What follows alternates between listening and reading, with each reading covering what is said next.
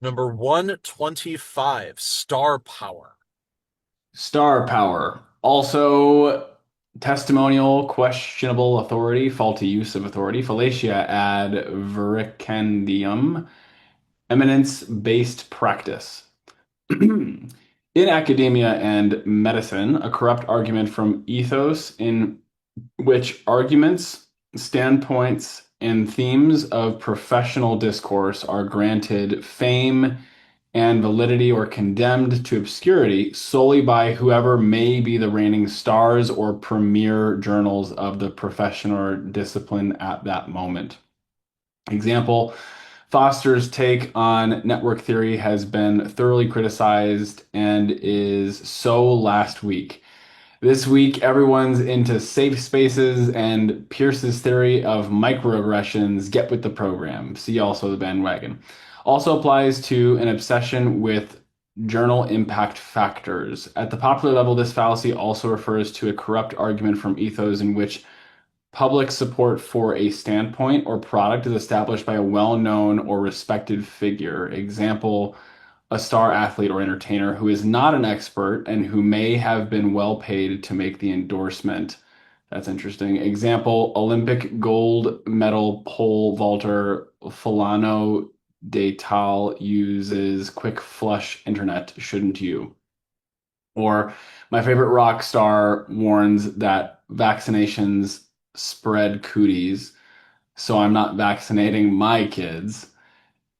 Includes other false, meaningless, or paid means of associating oneself or one's product or standpoint with ethos of a famous person or event. Example, try salsa cabrilla, the official taco sauce of the Winter Olympics. This fallacy also covers faulty use of quotes. Also, the devil quotes scripture, including quoting out of context or against the clear intent of the original speaker or author. Example, racist quoting and twisting the Reverend Dr. Martin Luther King Jr.'s statement in favor of racial equality against contemporary activists and movements for racial equality. Well, that was a mouthful. Sometimes I wish these would just be more clear. Yeah, Yeah, this I should really be the agree. plain English fallacy. Yeah, they should. Well, it's just like it's just you lose. There's just so much. It's like, okay, tell me very concisely what this is, but I'm understanding. So, Yeah. um, hmm, I yeah, guess that's for us to do. I guess, yeah, there you go. Um, so yeah, just using the placement of someone or something that is popular or not popular as a way to validate or invalidate something. I think I do this all the time because there are some people that I really trust. Like example, someone that I very much trust with how he does what he does and how he's come to the conclusions he's come to is Tony Robbins. So I quote him and talk about him all the time. And generally, if he endorses something, I'm like, yeah, that's a good thing. Like you like just kind of like out of total um what's the word there? I don't know. I just do it. That's the best way I can put it. And then with It's kind of argument from authority, but okay, not really. It it's not an obverse of it. It is it is a social. I would say in the positive sense, it's kind of a argument from authority that like just because someone I really like said it, I like it. This is reminding me a lot of in group and out group bias that we attach things that we like to people or ideas or things, yeah, and we listen to those more, and then the things that we don't like, or if there's a person that we don't like and they say something that even if we agree with, we tend to like now try to step away from that thing. no, um yeah. yeah, that's a Sorry, I general. was interrupting your thought process there. No, you're good. No, I'm just saying. I think I do this one overall star power a lot because it's. I think for me, like. my in times where I've been too lazy to do my own diligence to find studies done by um, different universities or scientists or what have you, but I know that someone else that I trust did, I'll often um, I'll say a thing and then refer to this other person and like build that person up so that I like it's like they're awesome, they believe this, and it helps me to validate the thing. Is it's like it's a form of, I would say, lazy diligence on my end to be able to get the point across, to get the thing I'm looking for, which is this transfer of the belief, the trust, the authority of the thing I'm saying, using this person, knowing I have good intentions. But still, the next level beyond that would have been to just research the study myself, reference the study itself, and to go that route. So yeah, this one I would say pretty frequently. I've definitely cited Tony Robbins before with this one, uh, particularly when he said communication, 55% of communication is body language, and then 38% is tone of voice, and then 7% is the actual words that we say. I said that for years before even looking it up because of the fallacy of argument against consequence. I was afraid that if I looked it up, that ended up being not true. And Mm. if it wasn't true, then it wouldn't be useful for me to use because then I would be lying, and I don't want to lie about it. So I'm not even going to look it up because I don't want to challenge that because I want to make sure that that is I would like to project that that is true. That's fucked up, and I should have never done that. And so one day I did look it up. It turned out to be true. I'm like, okay, now I'm comfortable saying this because now I know it is correct. Um, yeah, there was an actual citation behind it. He never actually cited it though. He just said that that is the case. I Yeah, he quoted it doesn't cite every single thing that he drops out. right. So, and I think that's after that experience was when I'm like, okay, if Tony, even if Tony Robbins says a thing, I need to like look up what he's saying.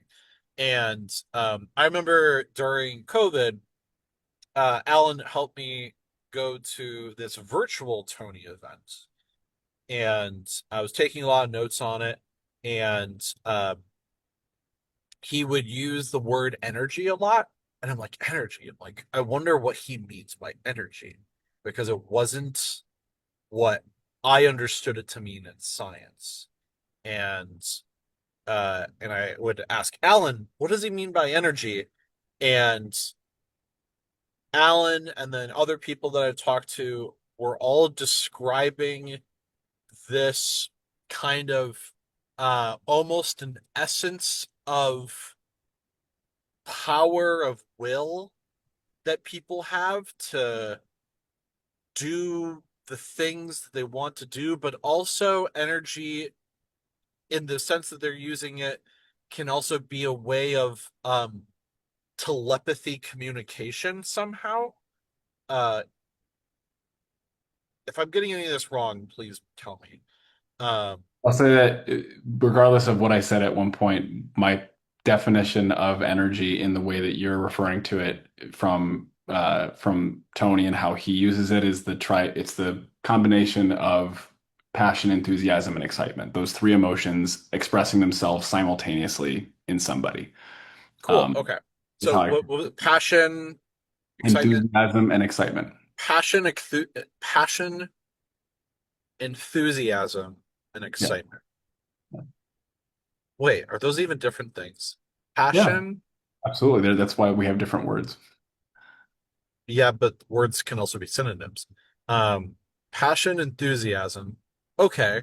So yeah, enthusiasm is when most people say I like your energy, to me what they mean is enthusiasm.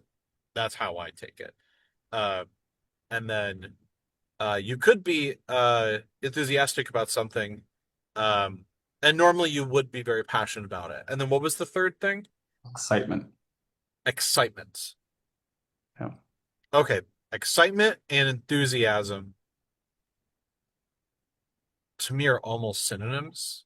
What's the difference To between me, those two? excitement describes a personal like feeling or personal state, whereas enthusiasm is something that you're driving into something. If someone's enthused about something, they're usually talking about something and they're pouring that excitement into something. Excitement as a standalone state, to me, I interpret as like I personally am excited because yeah, it's like a personal thing versus a channeled thing, if that makes sense. Very well. When has I've never heard Tony Robbins describe energy as those three things before. And I wish that was told to me because that would make more sense. Yeah, Uh it wasn't it what he doesn't describe it that way. It was for me whenever oh, he would say energy, much like yourself, I've also been on a quest of trying to figure out what do these words actually mean? When people are saying them, what is the meaning behind it? Because they're saying this word, but they're not clearly defining it, so what is it actually? And in the context that Tony Robbins uses the word energy in his seminars, I've gathered that he's usually referring to a state of being that somebody steps into or is embodying that includes the combination of those three emotions happening at the same time. gotcha. So that is your interpretation of that. That's my interpretation because it's like it because I it was a lot of like what do you same as you like what do you mean what do you mean what do you mean and then I'm watching when he then will embody the state because he's very big into physical state like how you're managing your own state you're managing in state being the current like physical collection of emotions, beliefs, and operating systems that are causing you to be and do whatever the heck you're being and doing at that time. I would watch his body language, watch the word choice, color of his face, facial expressions, the types of words he's using, in what instances, what is he emphasizing, what's he not saying, and putting all that together. And I'm like, that looks like those three things. And if I was being those three things, I would then be embodying the thing that he's talking about right now. Very well. Uh Sounds good to me. I'm just not a big fan of equivocation. I'd rather just use those three words because then I can be more specific Right. about whatever the thing is rather than Right. just use energy, which could be very confusing, if not that being the most equivocated word of all time. Um, Yeah. I can't think of another word that's more equivocated than that because I've also heard people use that as a synonym for telepathy. Um, and I don't I at least me personally, I haven't seen Tony Robbins ever refer to energy as a telepathy kind of thing. Um, do you have any knowledge on that or I don't know if he tries to whether or not he operates from that belief system. I don't know, but he does not explicitly um he tends to even in the more spiritual concepts, he tends to get right down to like what I would say like three-dimensional you can measure this type information. Like even as an example, when he talks about being in a state of gratitude and uh, and he begins to communicate about what that does for somebody, how that impacts them, he'll lightly imply the benefits of gratitude and how it affects things like God and universe, but he spends significantly more time on notice how the brain waves and the heartbeat begin to move in unison with each other. Notice how when he'll say things like you can't be grateful and fearful simultaneously. And so he will put a lot more evidence-based, measurable things in place when talking about gratitude, more so than he will get into all the spiritual woo-woo energy stuff about it. He'll imply, but he doesn't land there. He doesn't make that where he puts his foot. gotcha, gotcha.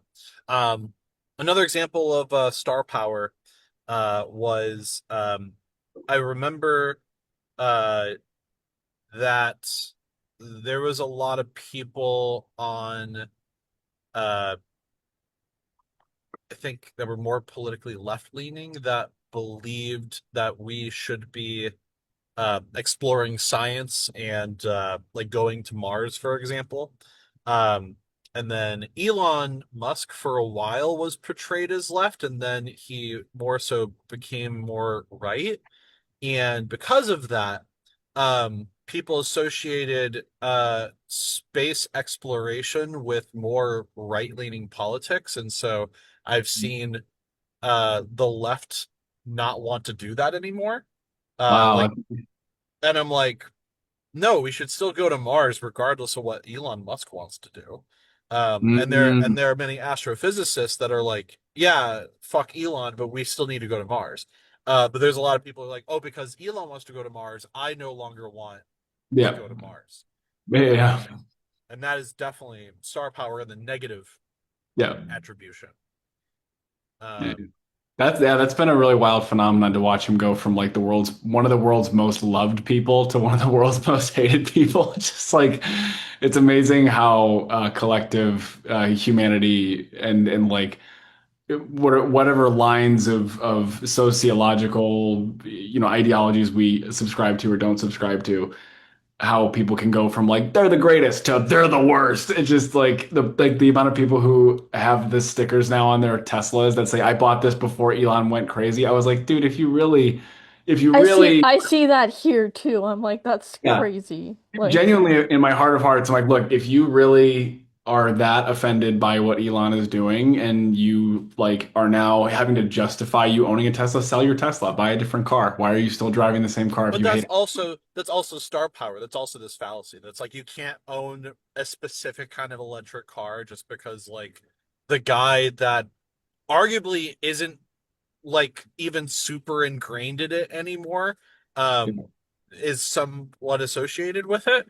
I don't know. It's like But then why put the bumper sticker on your car? Like yeah. why shit on this person while you're driving the mhm. car they made? It's just like yeah, That's it's like, I feel like this is kind of like, um, uh, like, I don't know, it might not be totally related, but people that boycott certain brands for certain things, but they also like own that, you know? yeah. Yeah, yeah. Like for example, like I'm I have a bunch of Apple products. Like I'm an Apple person.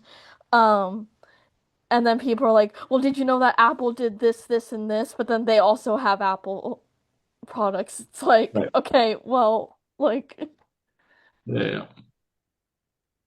I Yeah. used to. I liked what Apple used to do with Steve Jobs, and I had an iPhone for so many years afterwards, and then I was not a fan of it. But now I'm becoming more of a fan of Apple again because I think they're doing more correct things now. So, you anyways, also like that you can film in 3D on an iPhone now. yeah, So exactly. That is everything to me. Uh, 100%. it's That's like why he used the word specifically correct. yeah. Yes, 3D is correct.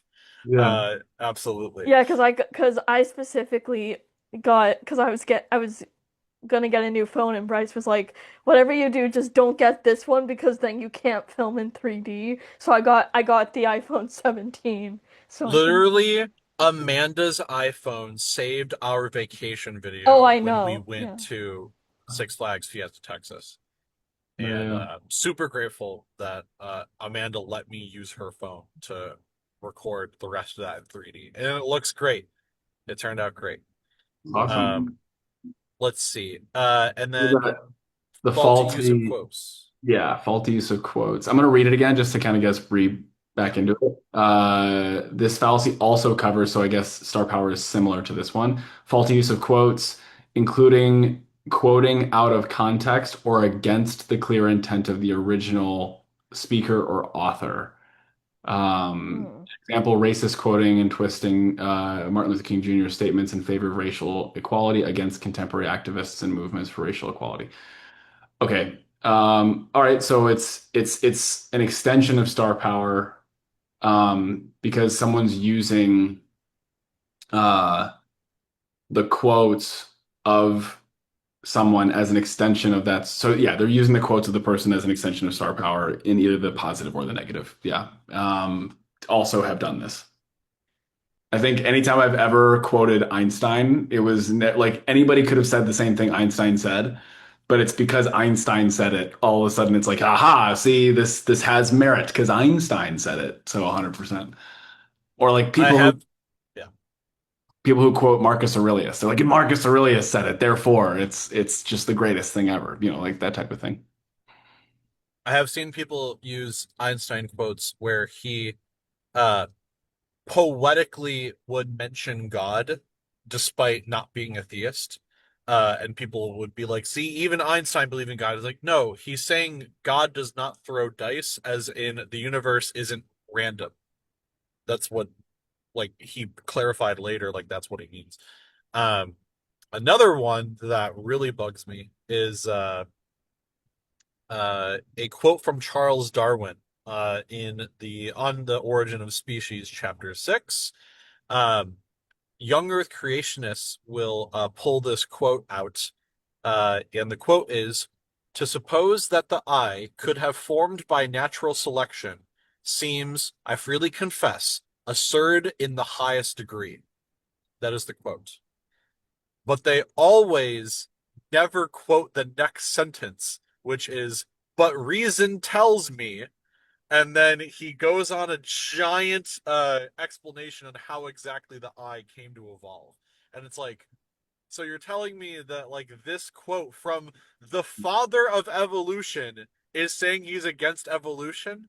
Like, there's no way that is correct. So Can I yeah, s- gross.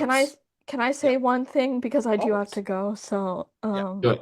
yeah, with this with the part that was talking about like, oh, this celebrity said to not vaccinate or they don't vaccinate, so I'm not gonna vaccinate. That kind of reminded me of the movie Mean Girls, where people were like, "Oh, Regina George did this, so I'm gonna do it too," because Regina George is some Uh, popular girl, you know. So that kind of reminded me of that, that it's like this famous or popular person said this, therefore I'm also gonna do or not do what they did. yeah. Very good. Awesome. All right, that is star power and faulty use of quotes.